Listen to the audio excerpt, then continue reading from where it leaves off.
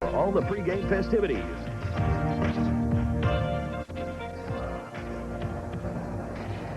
Hello, everybody. I'm Bill Teegins, along with Gary England, and welcome to Normal. We've got a beautiful day. It's OU Nebraska football, and we couldn't ask for a better day, could we? It is. Jump back time. Winds look like they're about 14 miles an hour out of the west. Sunshine. It's in the 60s. Looks good, Bill. Our biggest concern now is not to get run over by these guys practicing behind us. It's a serious concern, let me tell you. I tell you what, it's a pick'em game today. Nobody's saying Nebraska in some places are one-point picks, but it's pretty much a pick'em game, and we've got a cast of thousands here. Let's go upstairs where Roger Cooper and Jennifer Reynolds are standing by.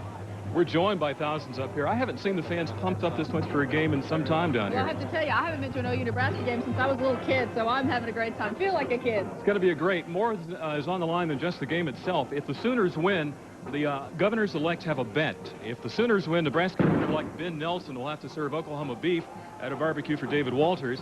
And if Nebraska wins, David Walters goes to Lincoln and has to serve Nebraska pork at what they call a hog fry for Nelson. So well, that'd be a great day. For a win here would make give Walters a good way to start up his administration. They've got to win this one for Walters, apparently. Okay, let's go back to Bill.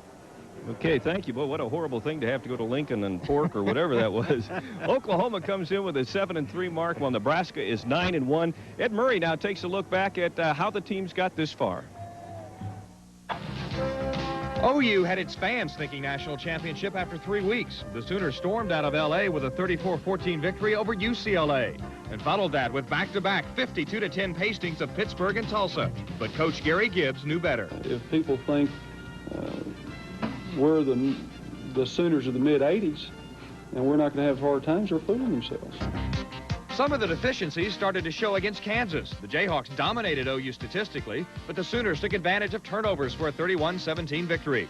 That was also the score the following week against Oklahoma State. Trailing 14-7, Cale Gundy exploited an OSU timeout with a Hail Mary just before halftime to spark the comeback. Well, it changed our whole outlook on the game coming into the locker room as an offensive team. Sooner Magic, that's what it was. The Magic had the Sooners 5-0 and ranked 4th in the land. They dominated Texas, only to fall behind 14-13 with 2 minutes to play. OU still had a chance to win, though, but R.D. Lasher missed from 46 yards out on the game's final play. Afterwards, the play calling on the final drive was questioned. Leading the way, Gundy. I'd like to make an apology. I said some things I shouldn't have said, and, it's not my job to question people and question the coaches and their play calling. Gundy might have apologized. The fans didn't, especially when Iowa State handed the Sooners their second straight loss, 33-31. The Cyclones' first win over OU since 1961. It was also the 60s when the Sooners had last lost 3 in a row. That was matched in Boulder. Trailing 18-17 fourth quarter, OU was stopped on 4th down at the Colorado 11. Next play, Darian Hagan connected with Rico Smith. The Buffs went on to win 32-23. The criticism heightened, but not from everyone. I tell you, my mom wrote me a great letter. Oklahoma got back on track at Missouri, blasting the Tigers 55-10, but it was back to so-so in a 34-7 victory over Kansas State. Meanwhile, Nebraska played all 4 non-conference games at home and has been criticized for having an easy schedule. First, a 13-0 victory over Baylor, followed by a 60-14 rout of Northern Illinois. A 56-0 shelling of Minnesota was impressive. The 31-7 win over Oregon State was not. The hapless Beavers led 7-3 at halftime, trailed just 10-7 end of 3 before finally being outmanned. Nebraska also struggled at Kansas State, leading just 10-2 at intermission, but the Huskers' special team sparked a 45-8 victory. The Missouri game was perhaps Nebraska's finest hour. The Huskers' offense scored on each of its first 7 possessions en route to a 69-21 triumph. Oklahoma State was a handful, but Cowboy mistakes in the kicking game helped Nebraska stretch a 7-3 third-quarter lead into a 31-3 victory. The Otis Flowers broke loose for 208 yards to turn a close 17-10 game with Iowa State into a 45-13 win, giving Nebraska an 8-0 record heading into its showdown with Colorado. The Huskers look to have the game in the bag, up 12-0 with the Big Eight's leading defense, but Colorado incredibly scored 4 fourth-quarter touchdowns to hand Nebraska its only loss, 27-12. However, the Huskers rebounded with a 41-9 win over Kansas for its NCAA record 22nd straight 9-win season. Ed Murray, Sportsline 9. Well, that kind of wraps up what's happened so far. Oklahoma, Nebraska, Gary, not always known for great weather. No. We might run a videotape and let the folks guess what year this was. It'll look pretty familiar. Fairly terrible weather, I know that. It was ugly. Temperature was hovering about 35. The winds were gusting to 36. The wind chill was about 0 to 10 degrees, Bill. It rained, it thundered, then it sleeted, and later it snowed. 1988, right? Nebraska scored early in the game, and that was it. Oklahoma got a field goal. It was 7-3. That's also the game that Charles Thompson broke his leg and broke his ankle. So it's a game that I'm sure a lot of Sooner fans would like to forget. Yeah. Well, I'm going to have a chance to do something there, Bill, that I've always wanted to do. What's that? You know, you go to these games, and the network announcer, he takes the thermometer and he puts it down, he aims it at the sun, puts it on the field, and says the temperature on the field is 150 degrees. That makes it sound better, It is not. We did. I turned like this, put it in the shade, 68 degrees. Aim it at the sun, it's 88. So it's 68 in the shade, 88. The 88 is the temperature of the glass. Okay? So we're really looking at about 68 degrees? 68 degrees. Okay. Well, that's a perfect day for football. I knew you always wanted to know that. I did. It sounds still better if it's 88, but that's not the case. Let's go back upstairs now to Roger and Jennifer. I'm glad we finally settled it. I've wondered all these years about the temperature, being too. around Gary is such a learning experience all the time. We mentioned the fans were pumped up. You were outside the stadium where they are. Yeah, we were. We went out to do a little investigating. We were doing an investigating of this game day phenomenon called tailgating.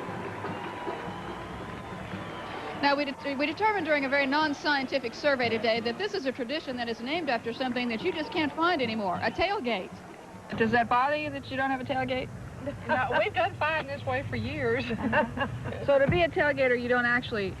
You don't have to have a tailgate, but you do need something to set the food on, and that'll and a come truck later. full of food. So we've got the table, and we've got the food in the trunk. What's the secret to a successful tailgating event? My wife is a good cook. Let's see. We have the drumsticks. What's this? That's smoked bologna. Smoked bologna. Smoked bologna. One of the secrets to a good tailgating party. We have our various condiments here. We have some sort of... This is secret barbecue sauce. Barbecue sauce here. Good stuff right there. Some ordinary mustard. It looks like. Ordinary We got our pecani sauce, and then we have our chips there. And I don't know what that is. What's but this now stuff? you gotta have the official mimosas. See, that's the mimosa table over there with champagne and orange juice set up. The official mimosa table. Cannot play OU football without the official mimosas. Have extra tickets. They win, they lose. You know, if you've had your mimosa, you're okay. Well, we want them to win, but that always helps. Yeah. The official mimosa table. Sure. Here we go. Let's just have this one. You want to mix one and show us how it works? Oh, sure. Okay. First, do a little bit of this. And then a lot of that? Yeah. And then a little bit. Oh, and one for another touchdown. That extra touchdown. Yeah. Top it off. Okay. Push it around.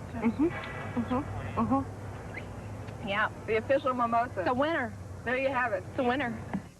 Of course, the OU fans hope that OU will be a winner today, but they reminded us at their tailgating parties today that it's not always whether you win or lose.